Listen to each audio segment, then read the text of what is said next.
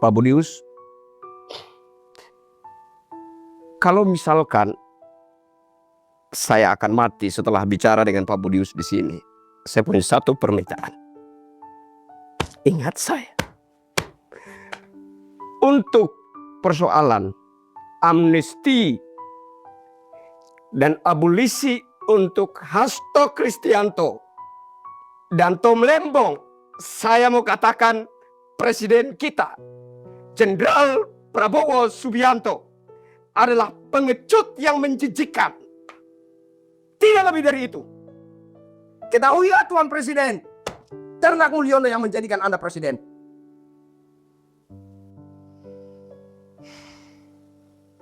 Apa yang kurang bagi seorang Prabowo Subianto?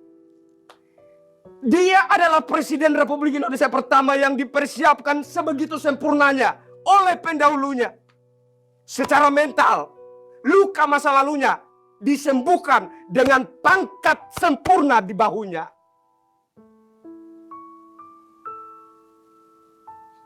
Apa yang kurang buat seorang Jenderal Prabowo Subianto? Itu adalah modal secara mental yang ditinggalkan oleh pendahulunya, Bapak Insinyur Haji Joko Widodo. Orang katakan Jokowi nggak berbuat apa-apa. Contohnya, pertumbuhan ekonomi di era Bapak Jokowi selalu berkisar 5% ke bawah. Saya katakan syukur alhamdulillah Astungkare. Puji Tuhan. Sempat bertumbuh, Pak.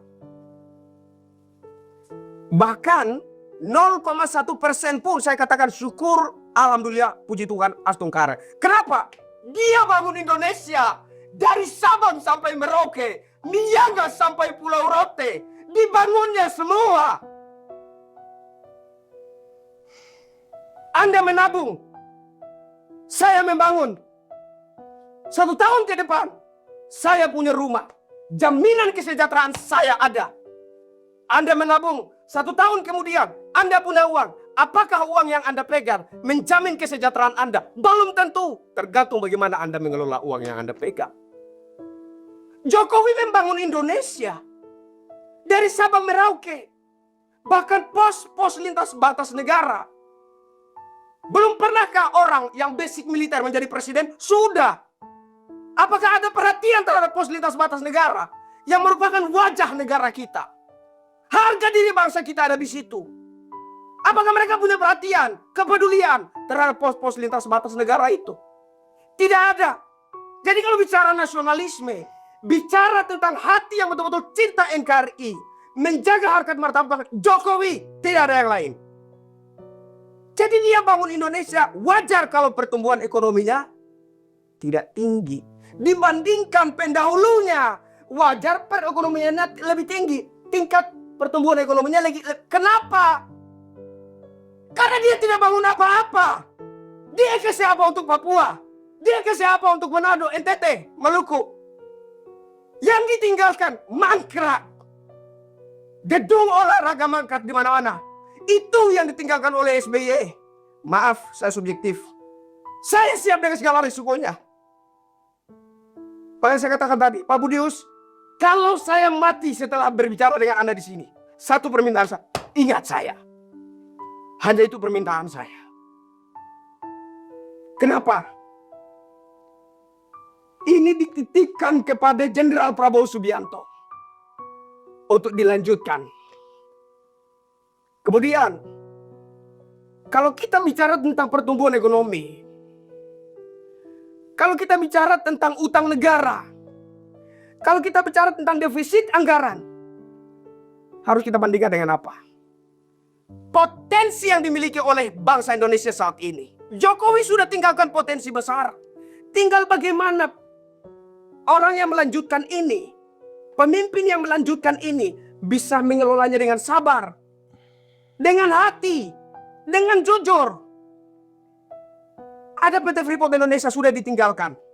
Blok Rokan, Blok Mahakam, PT Chevron, dan lain-lain ditinggalkan. Itu adalah potensi.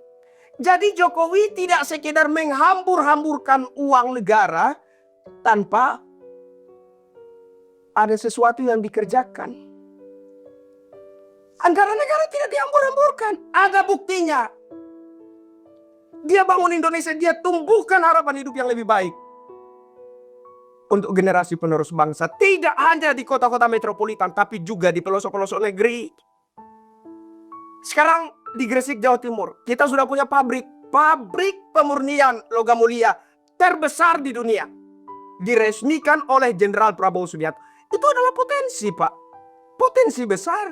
Jadi Jokowi tidak tinggalkan masalah untuk Jenderal Prabowo Subianto. Dia tinggalkan harta karun untuk Jenderal Prabowo Subianto. Pertanyaannya, Jenderal Prabowo Subianto mau jujur tidak untuk mengelola ini semua dengan bijaksana? Kembali ke situ. Jadi, menurut saya, Presiden Jenderal Prabowo Subianto adalah seorang presiden yang telah dipersiapkan dengan sebegitu sempurnanya oleh pendahulunya. Belum pernah ada seorang presiden yang dipersiapkan dengan begitu sempurna oleh pendahulunya seperti Jenderal Prabowo Subianto.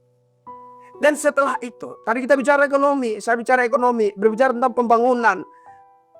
Saya bicara tentang potensi-potensi yang ditinggalkan oleh Bapak Jokowi.